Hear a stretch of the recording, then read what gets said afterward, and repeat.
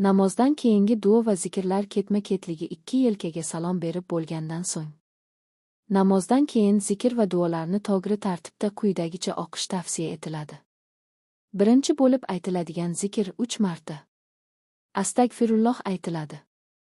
Ikkinchi duo esa Allohumma anta salam va minka salam tabarakta ya zal jalali val ikrom duosi aytiladi. Uchinchi duo Oyatul Kursi ya'ni Baqara surasi 255 oyati aytiladi. Rasululloh sollallohu alayhi va sallam bu oyatni har bir farz namozdan keyin o'qishni tavsiya qilganlar.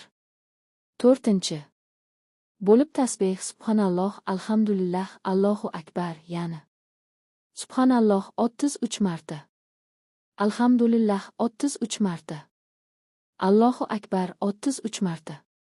So'ng kalimay tavhid aytiladi uani.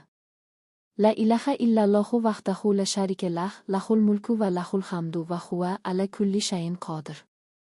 Beshinchi bo'lib o'qiladigan duolar xohishga va ehtiyojga qarab o'qiladi. Masalan, ushbu duolarni ham o'qish mumkin. Allohumma aynna ala zikrika va shukrika va husna ibadatik. Yoki Allohumma inna asaluka ilman nafiyan va rizqan tayyiban va amalan mutaqabbalan. Demak, 1. Astagfirulloh 3 marta.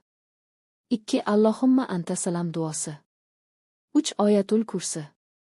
4. Tasbih subhanalloh, alhamdulillah, Allohu akbar 33 martadan va la ilaha illalloh duosi. 5. Qo'shimcha duolar.